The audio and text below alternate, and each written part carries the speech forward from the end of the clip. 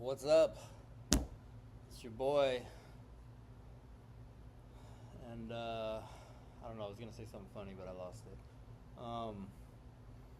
I'm up here waiting for this guy to finish doing the construction at the other shop, so I figure there's no time like the present, right? It's been a while. I've made a bunch of podcasts, I just haven't put them together yet. They're all really short, so, forgive me. I think I need to start doing writing down, because like I have these ideas during the week of what I want to do, and then fucking nothing. Like I just forget when I get here. So, figured if I give you a different backdrop today, just turn my chair on the table a little bit. I know one thing I want to rant about a little bit, and that's I literally hate seeing people spend most of their fucking lives being gluttons, and then when they finally decide to start working out, they just want to post all the fucking time. It's just like, dude, it's so fucking annoying. Like, just let it go. Like, get your fucking glory when it's just you. I mean, I don't know. That's what us do. I mean, and I guess some people need that motivation.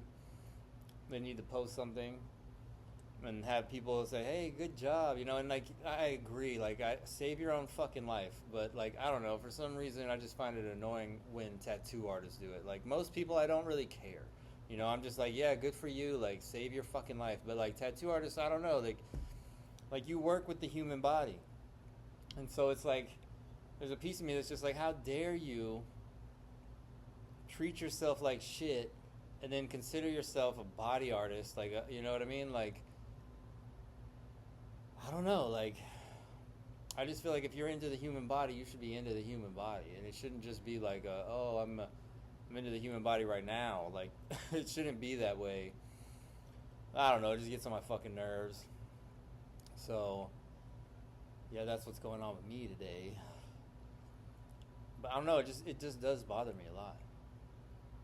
Like, and because like when I first started tattooing, I realized like you can either have a long career of tattooing where you take care of yourself, you limit your sessions, and like you just get exercise in general. Like, I spent my early part of my tattoo career, I've never been a big guy. Like when I got out of prison, I was like 200 pounds, and it was like people said I was so muscular, but like I felt like I was kind of fat.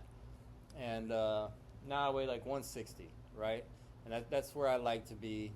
And sometimes I do feel a little thin, but that's all right. I mean, I'd rather be thin than to feel big.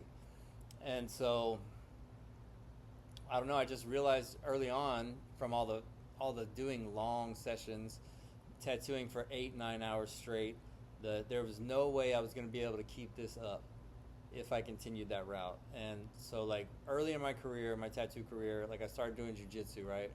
And this guy, like I was like a fan of jiu-jitsu before I started doing it, and so like I understood a lot of it, and I would listen to like people on the fucking on the TV, and I would listen to different commentators, and so like I had a good knowledge when I got into jiu-jitsu, and that I started training, and I trained with this one guy, and I don't remember if he's a blue belt or a brown belt, but I know he was like a wrestler for most of his life.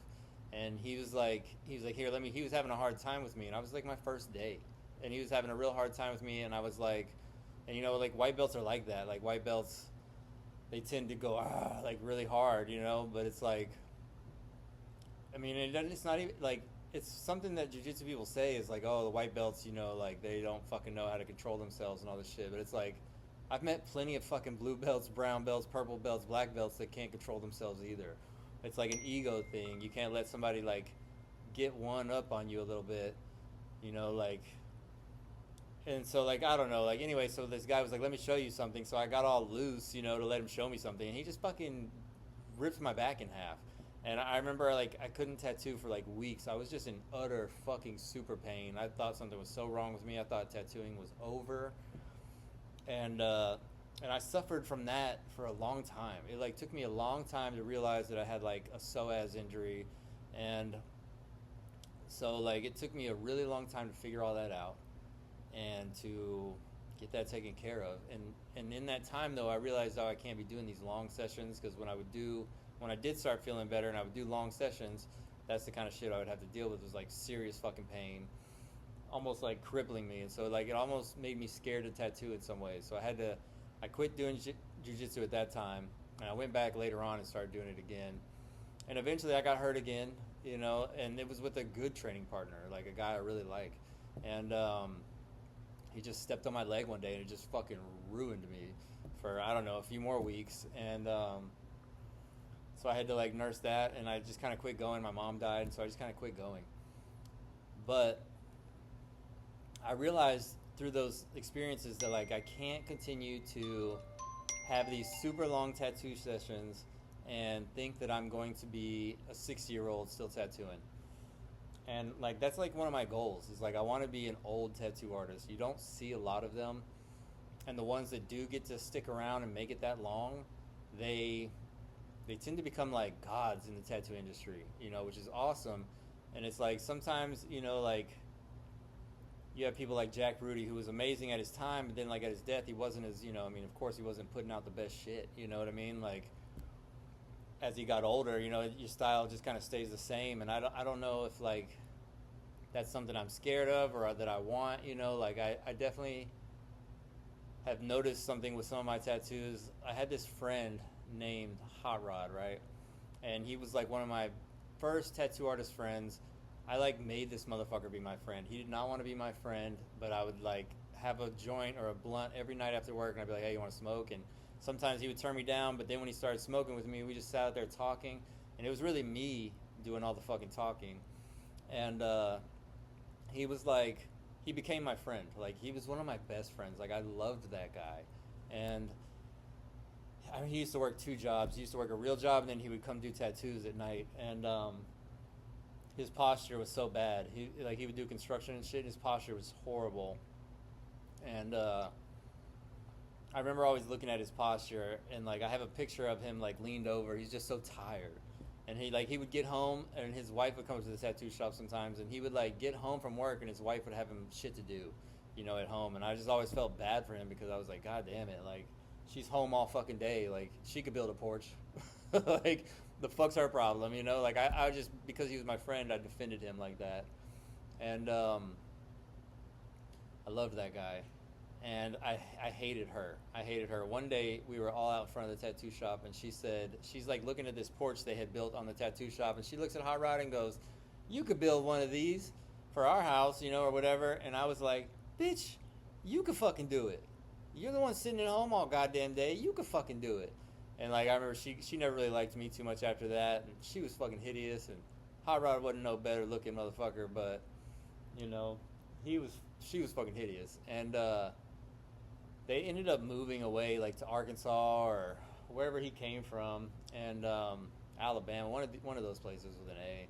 And me and him messaged each other for years, but I watched his tattoos get tremendously worse. He was never the greatest, but he was fast, and he just never tried to improve himself. So I am like constantly trying to improve myself now, because I don't want to end up like Hot Rod did.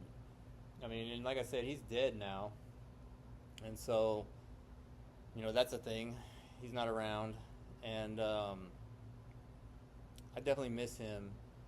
But his tattoos, just like, they were so rough at the end there. It was hard to look at sometimes. But he was like a good canary in the coal mine for me, because I didn't want to become that. He got fucked over royally by that bitch too. Like when they moved over there, she started fucking one of the artists that worked for him. They were in the mall over there somewhere, probably doing pretty good. And she started fucking one of the other artists working for him, and they went behind his back to the landlord and told the landlord they'd pay more money, if they could boot Hot Rod out. So he got booted out of his own shit, and he seriously wanted to kill that bitch. I remember he called me talking to me about it, and I was like, I'm such a paranoid person. I'm like, I don't want to be involved in nothing like that.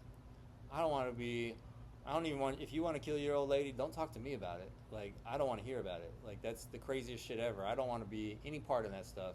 And that's what I told him. I was like, fuck, I don't want any part of that, dude. And he kind of just ended the conversation with me, but I understood where he was coming from, like, fuck, I would feel the same way. But mean, you just got fucked over. There's nothing you can really do about it. I mean, there's no morality police, you know what I mean, in this world. So it's like, if it's above board, it's above board. If it's what they did was legal, it's legal, you know. And I mean, I think he ended up opening another shop somewhere, and then he had a new girlfriend, and she messaged me when he died, and you know, I don't know. I've never been big on funerals, or especially at that time in my career, I didn't take any time off, and so when he had his funeral, I didn't go. I wish I would have now talking about it, but that's just not me. Like, I've had plenty of friends die, and it's going to take a really close friend for me to go to a funeral and talk. Like, many of my childhood friends have died from drug overdoses or whatever, and like, I just don't go. Even one of my ex-employees, who I was really good friends with for years, but then he like left and opened up a tattoo shop down the street from me, and I'm just like, what the fuck's wrong with you, dude? And then he left that tattoo shop, and then he went and opened up one closer to this other fucking asshole named Frank. And I'm pretty sure Frank burned down Jason's fucking, you know, tattoo shop. They had a cool little spot. It was its own building and everything. It was badass. And they burned that bitch down on him. And he pulled up in front of my shop one day when I was outside with an ex-girlfriend, and he shot a gun. I just remember seeing this Mustang pull up, and it was like a day or two after it happened, and he started shooting into the air. And I mean, maybe he was shooting at me, I don't remember, but I just remember it was like a lot of gunshots, and me and that girl just took off running inside. We were like, oh fuck, you know? And so me and him never got to be like friends again, but I always liked him regardless, you know what I mean? Like, I'm the type of person that you can do shit like that, and if you just come back and act like we're friends, or just like apologize, you don't even have to apologize necessarily. I mean, it's nice, but I'm the type of person that gets over things, you know, and so I was over it because it really didn't affect me too much, you know. I mean, I wasn't making a ton of money in that spot anyway, and I probably was at first, but then multiple shops started opening up and around me. That's kind of what's always happened to me in tattooing. It's like, I know once I move somewhere that other shops are going to bloom around me. Like, I already know this, and that's fine. I don't give a fuck, you know, but I did back then. So, you know, there's some asshole knocking on the door right now.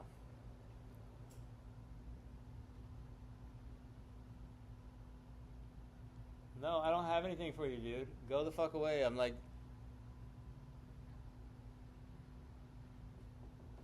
not open. Not open. No, not open. Oh, fucking hell. It's just some fucking guy's been wandering outside for like 2 hours. What the fuck? Just wandering around, and he's pointing next door when I said not open. You know? I don't know what the fuck he wants. He's come and looked in the window like 3 times. Well, we're not open. I'm not a good businessman, right? I should have got up and paused this, and I could come back and lube it together, but I can't do it right now. I feel like it. You ruined my whole fucking thing I was talking about. Fucking dickhead. So, where the fuck was I? I have to go back and watch and start again now. Here we go. I remember. And so I was like, shops have always opened up around me, and I know that's what's going to happen when I open a shop. And so that doesn't like bother me too much, but back then it did a lot.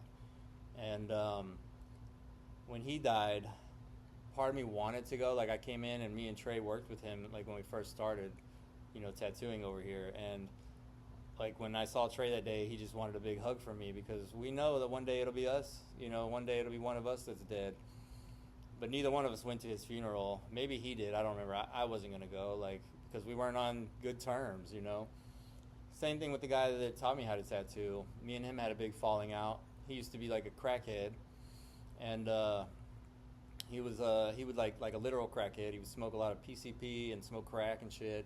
He would go hard on crack for like 3 weeks, and then all of a sudden just fucking stop.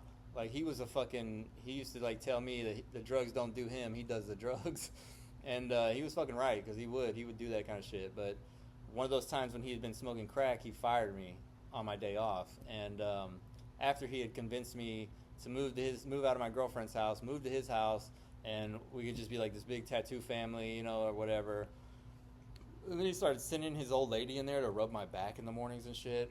And he would talk to me about fucking his old lady and how this other guy named Rooster would fuck his old lady. They would all fuck in the same room. And I was always just like, that's gay as fuck. Like, I don't know. I just thought that was fucking not what I wanted to do. You know what I mean? Like, that's just not me. If that's you, that's great. You know, have fun, youngin, or whatever. But he like, I didn't want to fuck like the girl I was talking to in front of him. You know, basically, and because I remember like one night he just started me, him, his old lady, and the girl I was talking to. We all started. You know, like we were hanging out in a room and they started making out real hard, like his old lady and him. Like he was fucking like pushing his face through her fucking face. And I was like, oh, what the fuck is this? And so like I knew what he had wanted because he had talked about it so much. He's like, and I would just go, yeah, there's nothing wrong with that. There's nothing wrong with that. Because I mean, there's nothing wrong with it. You know, like it's not what I want to do, but there's nothing wrong with it. And so he would, you know, like he tried that and I just got up and I left. I was like, fuck this. And I left. And I went to, I went for a walk in a field, and I remember like it was crazy that night because it was a really weird time for me. I probably was doing a little drugs with him. I wasn't smoking crack though, and but I was probably taking X and fucking smoking weed and shit like that. But I just remember I went walking in this field when that happened, and I left the girl that I was with there in that room with them because I was just like, this is not me. And then and I didn't care about that girl like at all. Like we were just fucking. And so like when I came back over there, I was like, Aaron, what happened? What happened? And she was like, he just sucked my toes. And I started laughing so hard. And so, like, I think he got the picture that I wasn't going to fucking do this orgy thing that, like, you know, he was fucking wanting, you know, basically. And so he started treating me different. And I had basically run his shop for 2 years at that point. And was like, you know, I don't know. I felt like I deserved better than to be just fucking thrown out on my ass because of that. So I told him when he fired me, I go, I'm going to take everything. Because I was like, the first thing I said was, I'm going to come get my shit. And he was like, nah, your shit's mine. And I was like, oh, okay, we'll see about that. And so I like in that conversation, I go, I'm going to take everything you fucking love. That's what I told him. And because he had been sending his old lady in there to rub my fucking back, right? And so I convinced that bitch to leave him, boot him out of his own house, and me and her got together, and this was purely out of revenge. Like I was not a good person back then, and but I was being treated unfairly in my mind. So I was like, okay, well let me do what I can do to fucking win this fucking war. And so I like stole her from him, and then I went to her family, and I was like, let's open up a tattoo shop together because her family had a little bit of money. So we opened up a shop together, and this is where the story gets really wild, and I really learned what kind of a hole I dug for myself. I fucking like started fucking her and all that shit, and she got me all my tattoo shit back, and she convinced him to call me and try to rehire me, and I was just like, nah, I don't want to fucking work for you again. And like, you know, she told me, she's like, he's gonna call you and, you know, offer you your job back, and I was just like, fuck that, I don't want my job back, you know. And I think I'd already started somewhere else and shit, and I wasn't really sure what I was gonna do with myself, and but I was trying to make a clean break of it.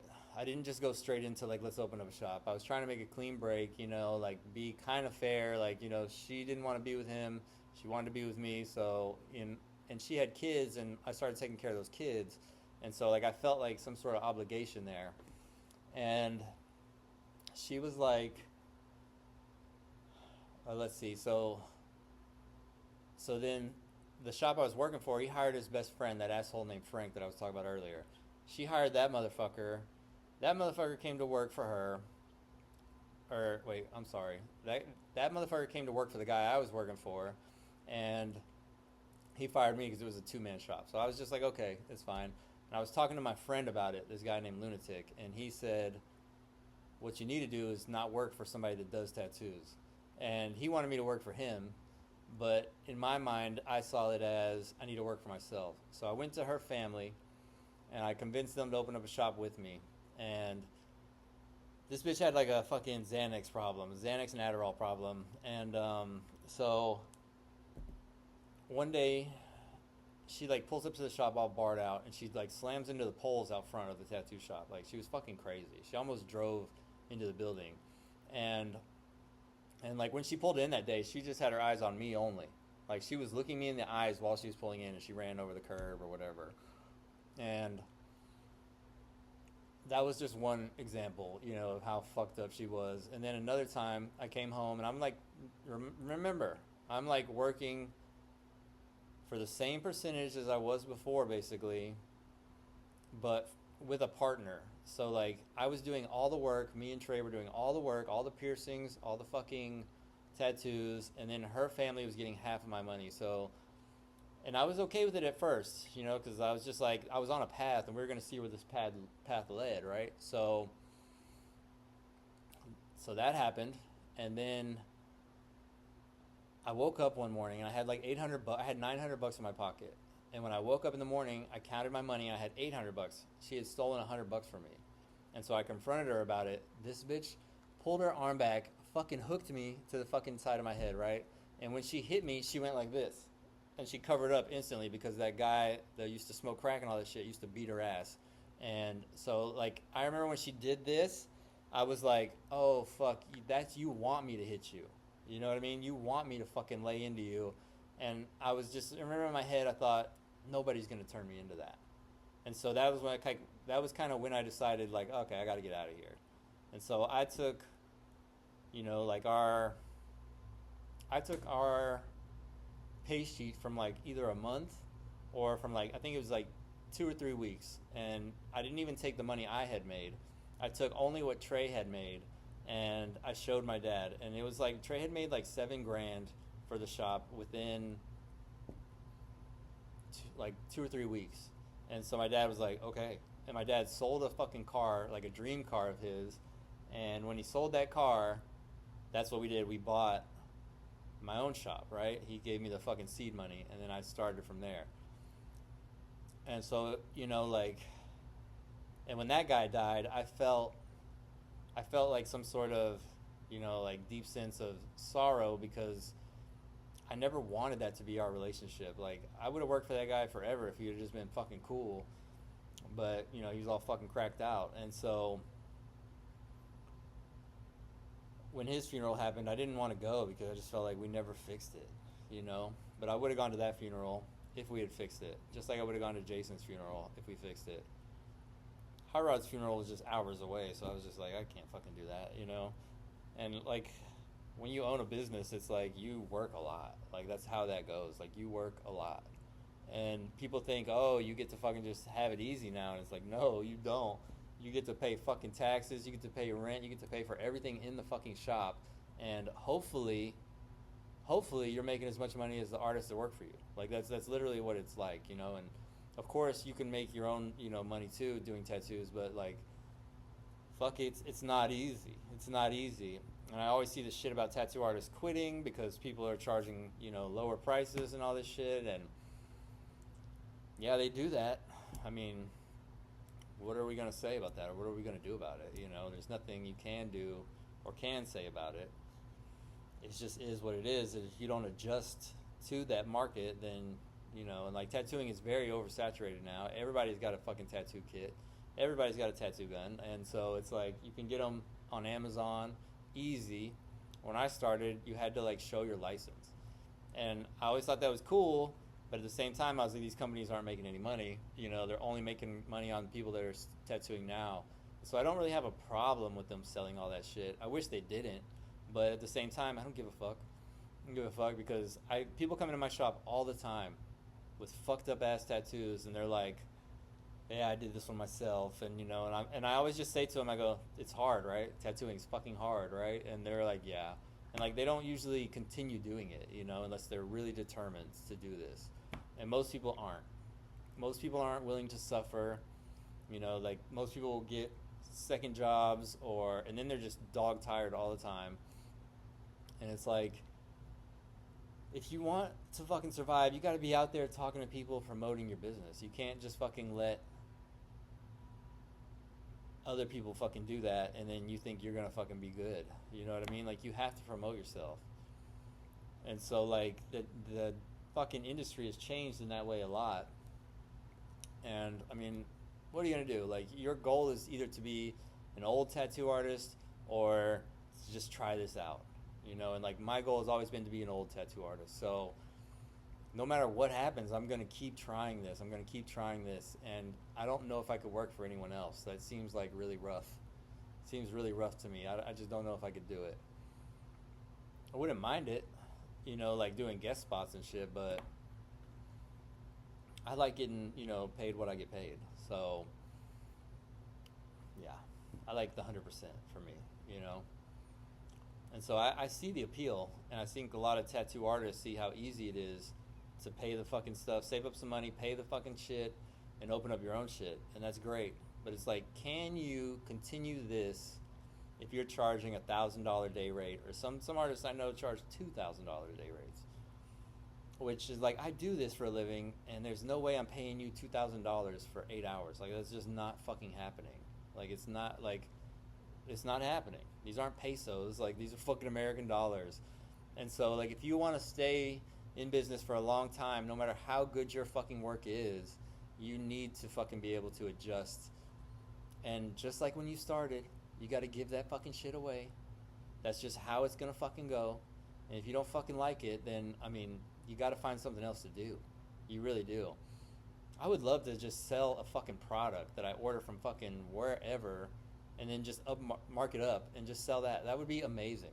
I thought about it the other day. I was like, I should sell golf carts, because like, you sell like 1 or 2 golf carts a fucking month, you're gonna fucking pay your rent, you know what I mean, and then still have some left over. I mean, I don't know how much a golf cart actually costs to have, but like to sell. But if you buy enough of them at once, it's like all business, it's a risk. But I just think to myself, damn, that must be nice, if you can sell a couple golf carts a month. Like, that sounds awesome. That's just me, though. I always want to find other ways to make money, because you never know how long this is going to last. I knew a guy named Ricky Ramirez who had an amazing shop off of Westheimer here in Houston, and it was called Lost Souls. And I mean, he was a beast. Everybody that worked for him was a fucking beast. When I first started, I went over there, and I wanted to quit working where I was working to go apprentice for those guys, because like, they were so fucking good. And so I told Hot Rod, like, that I was thinking about quitting and going to apprentice over there, and because I like lived with my grandma, I didn't have any bills, and he was like, you're already tattooing. So he kind of talked me out of it, which I'm kind of glad he did, because that guy who had this amazing shop, it was an amazing artist, he wanted to run guns. Like, his dad had a trucking company, so he decided to try to take some guns into Canada. He got busted, and he got life in fucking federal prison, right? And I don't know where he got in prison at, if it's here or in Canada, but I was just like, what a fucking idiot. And the guy that taught me how to tattoo was friends with that guy, and he was like, it's all over. He lost his shop and everything, because of that. And also the air conditioner went out, and he told his landlord, fuck you, I'm not paying any rent till you fix the air conditioner. And his landlord didn't fix the air conditioner and just booted him out. And so it's like, it can be over like that quick in tattooing. Or you can really hurt your back and then never be able to fucking tattoo again. And I'm thinking the common cause of that is probably the long tattoo sessions. You just can't afford to do that to yourself in this business. It's like, it's kind of fucking impossible. Not completely, but a little bit, okay? And so, I don't know. I don't even know where I was going with this whole thing in the beginning. That's why I said I should write this shit down. That's just my view on tattooing at the moment, I guess. I don't know. I really don't remember how I started this conversation. But if you're a fucking tattoo artist, this is something you should be thinking about. You shouldn't be like, and so like, I guess in a way I shouldn't be hating on these artists that are posting. Like, I just don't like it when you post your fucking tattoos, and in the same video you show yourself at a nightclub, or you show yourself at a comedy fucking thing, or with your fucking girlfriend, and then you show your watch because you went on a run. Like, shut the fuck up. Just post your fucking tattoos. Like, good for you that you're trying to fix your life after you've ignored it for so fucking long. Like, good for you that you want to have a good body now that you've mastered tattooing. I'm sorry you couldn't do everything at once. But a lot of the good tattoo artists are actually fat. The ones that can sit there for fucking 8 to 12 hours and do a session are usually pretty fat. But that's a lot of sitting. You know, like gamers fucking die from sitting too much. You know, so it's like, I don't know. To me, the sitting for 12 hours shit, 8 hours shit is just not worth it. Like the way I do my sessions is usually I go from anywhere between 3 to 5 hours. And like 5 hours is really pushing it for me because like I'm so fucking ready to get up and do something else. I don't want to continue to do this. And then plus my customers, like, we don't really use numbing cream. Like, I mean, some of them bring numbing cream in, but the numbing cream wears off. And when it wears off, like, it's usually like shit city for these people. It's like, yeah, you might have 2 or 3 hours of like, you know, pain-free tattooing. Usually it's two, but after a certain point, it just like you just start feeling it again. There's no way around it, and it seems like after about 3 to 5 hours, most of my customers that don't use numbing cream and that do use numbing cream, they're ready to tap. And so instead of me struggling to give you my best quality of work while you're over there shaking and acting like a little bitch, I'm gonna limit my tattoo sessions to make it easier on me, to make it easier on you. I want to give you the best fucking quality of a tattoo that I can possibly give you.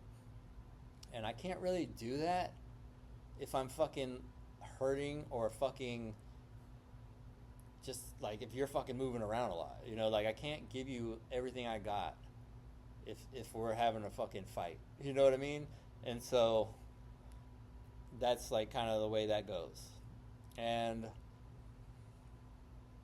but yeah, that's the way I do it, you know, and I charge, you know, maybe like $500 to $700 for those 5 hours, you know, a lot. Like, and if you get tattooed for me a bunch, you know, like if I see you a lot, like I'm gonna drop your hourly rate pretty low. I'm gonna go down to 100, and that's not really heard of in the tattoo industry anymore. A lot of people are doing 125 to 250 an hour, and I just feel like 250 an hour is ridiculous. Like, you know, like good for you if you can get people to pay that, but that's just a fucking lot of money for people, man. Like $250 an hour, like that's more than like most people make ever. You know what I mean? Like that's a crazy amount of money, and I just feel like I'm ripping people off if I do that. You know, like yeah, good for me, you know, but shitty for them. You know, like what's the likelihood they're gonna keep coming back to me unless they love me, you know, or I have a big fucking internet following, you know, like what's gonna keep them coming back? And I think a big part of why I keep people coming back in my world is because like I take care of them. I don't fucking just shit on them. I don't fucking treat them like that. It's like the more you come, the cheaper I'm gonna get. You know, the better the deals are gonna get.